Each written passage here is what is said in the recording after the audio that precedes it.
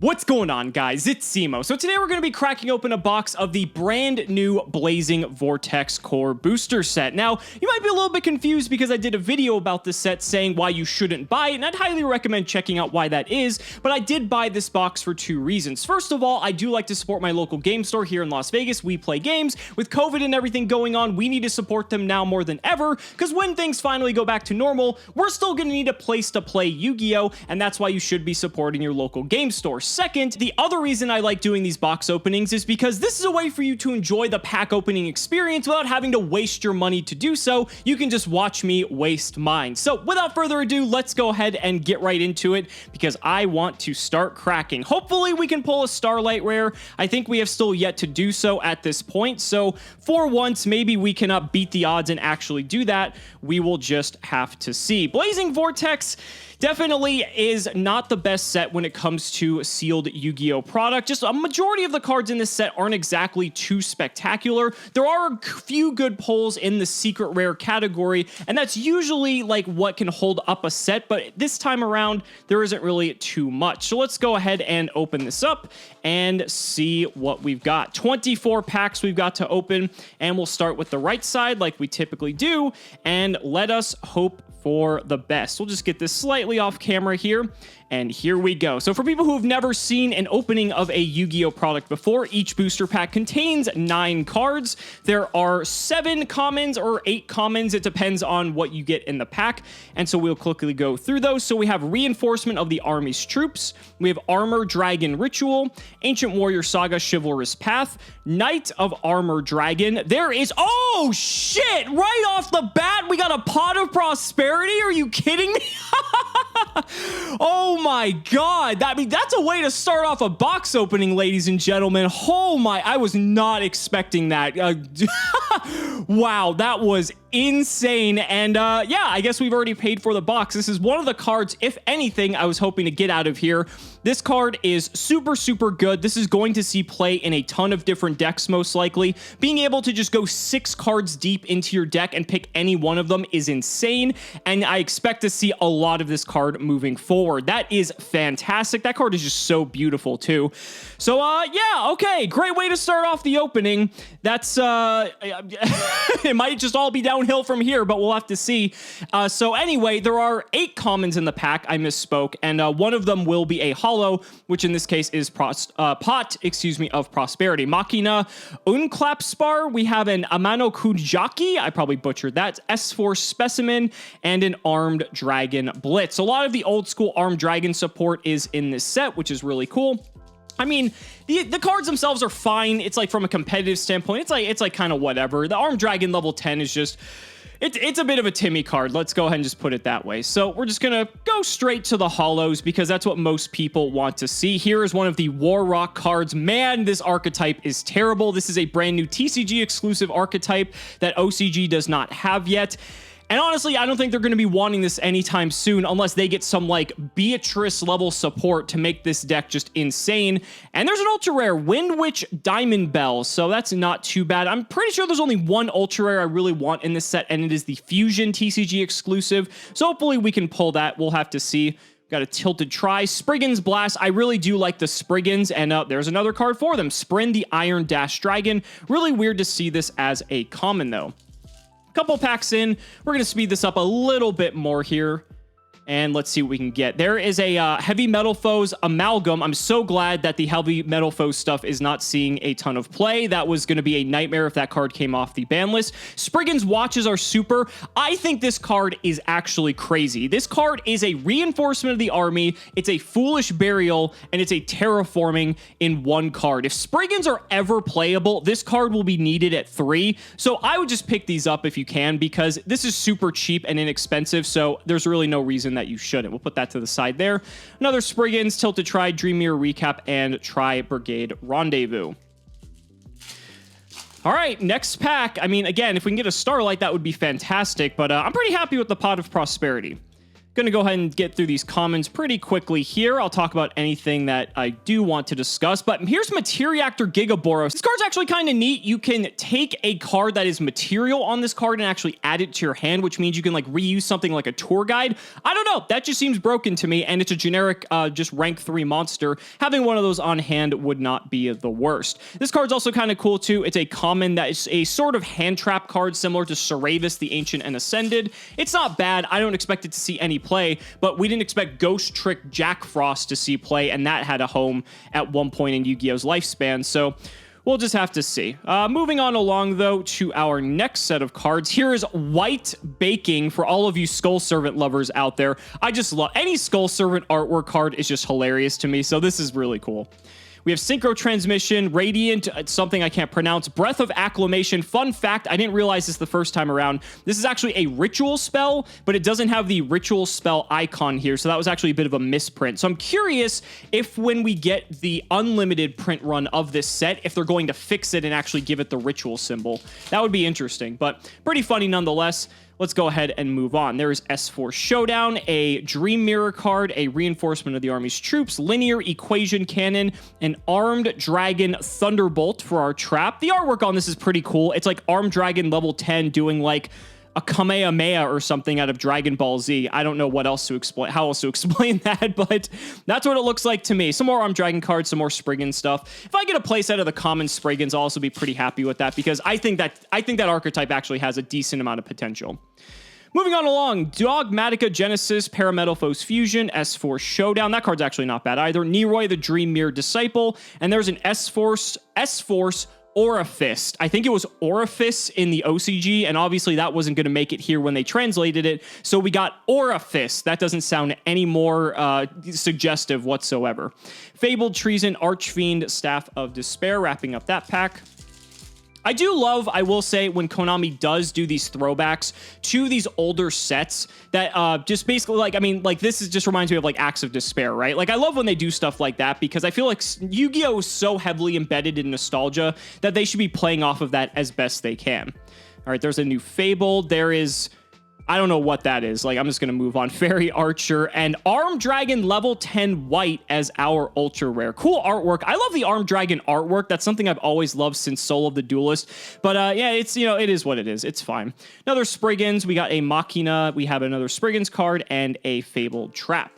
I also want to mention, since we're opening these packs, if you plan on buying any of the sealed product or singles, which is what you always should do, be sure to check out my links down in the description. One of them is actually a 5% off code, so that way you can just get this stuff for cheaper. So why would you not want cheaper cardboard, right? So links are in the description, and I appreciate you guys supporting the channel. There's Steel Star Regulator, Spriggan's Bronga, we have an Icy Breeze, Refrain, Fabled Mercosia, and Mahavilo, Light of the Heavens. Again, love the throwback to Mahavilo. I just hate how absolutely terrible this card is, but this is a really cool throwback nonetheless. Warrock Orpus, we have a Tilted Try, a Spriggan's Blast, and a Digital Bug. Only a couple of packs left on this side. Let's see what else we got. Another Genesis, a Gigaclops, a Reinforcement, a Ritual. There's Dragoonity Knight, how the hell do you pronounce this? Gormfobar? I probably just butchered that, but this card's actually kind of cool. This card's like okay in the deck that you would want to play it in, but you know, from there, that's really all there is to it. Tri-Brigade Rendezvous and a Staff of Despair once more. Almost done with this first half of the box. Just want to get to the holos now. I think we've seen most of the commons. There's a Psychic Eraser Laser. Yes, I'm so happy I pulled this. I think this card is insane. It may not be like overpowered broken, but this is just a good card. This card can deal with so many problematic threats in the game. It is a normal spell, which sucks, but this card is just so powerful. Everyone should have a playset of this. This card is going to be relevant one day, I'm telling you. Another Sprint, a Witch Blizzard Bell, an Ordeal, and a Beaufort. All right, let's get into this last pack here, and we're gonna go ahead and see what we get. See if we can get lucky. Anything? It's an Armed Dragon Thunder level 5. He's a nice chunky little boy. He's cute, but I mean, he's not a bad card. I love how you can just go like straight into Armed Dragon level 10 like so easily. I think that's like actually pretty cool, but like, to be fair, that's how the level monster should have been designed all the way back in like Soul of the Duelist, and it probably still wouldn't have back then. It actually probably would have been broken, but nonetheless, okay, I actually, I have a theory. People have been saying that these boxes are mappable and that the secret rares are on the top. So I just took this pack off the top. I'm actually going to put this one to the side. If this is true, then that means the last secret rare in this set is that pack. And so we're going to see if that is the case. Be mindful of that if you're ever buying sealed product. If it's mappable and if someone says that like, oh, you know, the packs are, you know, I just took some of the packs out, it's probably because they know where the good cards are. So just keep that in mind.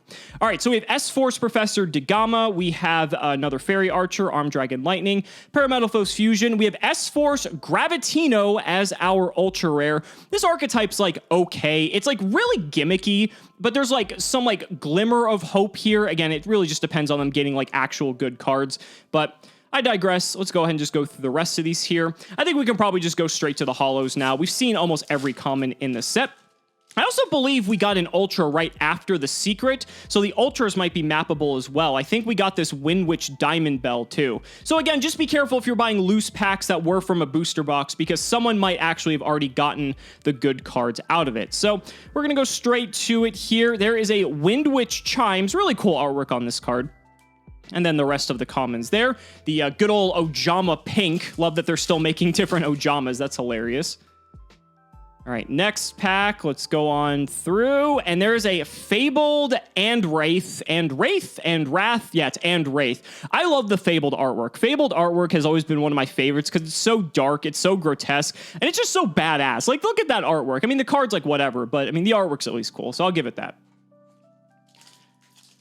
All right, so the conspiracy is still holding true to this point. We haven't gotten our secret yet, but we still have a lot of packs to go. So let's see if that is the case. There's a Warrock Gactos. Out of all the Warrocks, this might be the one that actually sees play because it can special summon itself. Moving on along. We should get the other ultra rare a few packs away from the bottom, I think, because that's when we got our other ultra rare. There is a Metal Foes Vanisher. More Metal Foes cards. I actually just put that in the wrong pile.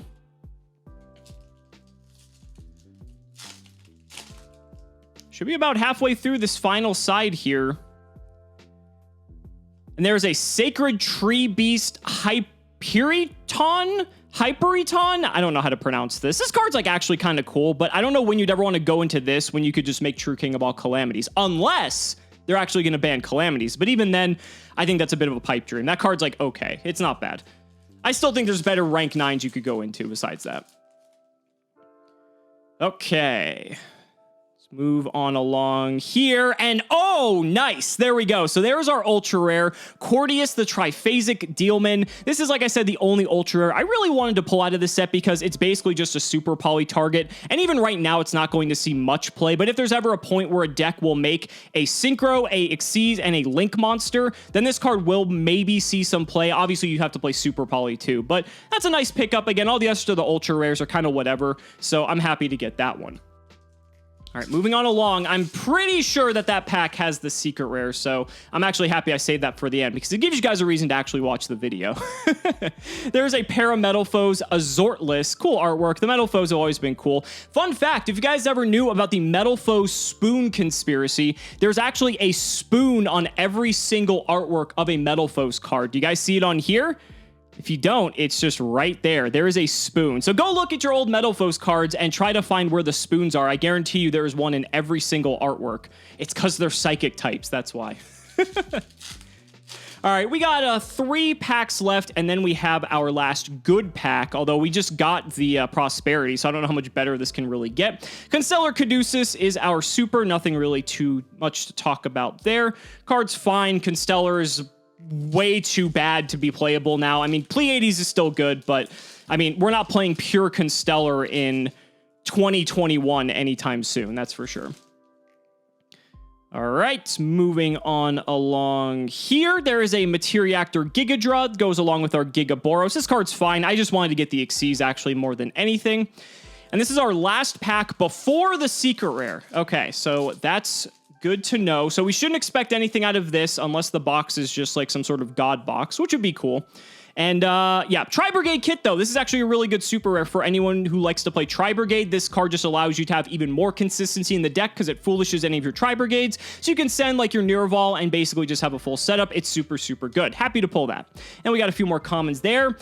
But now, ladies and gentlemen, we're still missing one secret rare. We still could maybe get a Starlight rare too. I'm not sure, but if it's going to happen, it will be in this pack. If there's one other secret rare I want, it's probably Underworld Goddess. I think that's the one I'd probably want the most. I'll take a second Prosperity, but obviously that's not going to happen.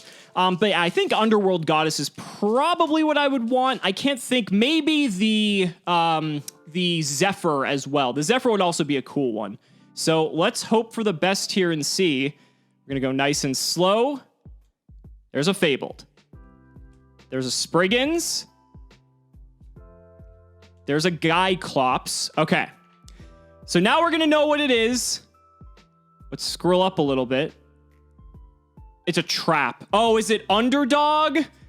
Oh, it's Underdog. Okay. Well, this card's still, like, fine. This is okay. This card's kind of neat. It's like a one-sided skill drain depending on, like, whose opposite turn it is. So during your turn, your opponent gets skill drain. And during your turn, during your opponent's turn, then you get skill drained. I think this card's going to find a cool home at some point. And this seems to me like it would be a very expensive card if people figure that out. This kind of just feels like a dimensional barrier sort of card to me. So we'll see. It's fine. I'm not like too bent out of shape about it. I think that's probably one of the better secrets to have gotten, so I'm pretty happy with it. But guys, that's gonna wrap it up for the opening. I can't say I'm too disappointed considering we got the Prosperity, we got the chase card of the set. Yeah, we didn't get the Starlight rare, let's be honest, but in all honesty, I was able to get pretty much all the box paid for because of the Prosperity, but that doesn't mean that's always going to happen. If you guys have watched my previous openings, you know that my luck is atrocious, and typically we don't even make half our money back on them, which is why I always recommend to you guys that you should buy the singles, because then that way you get exactly what you want every single time,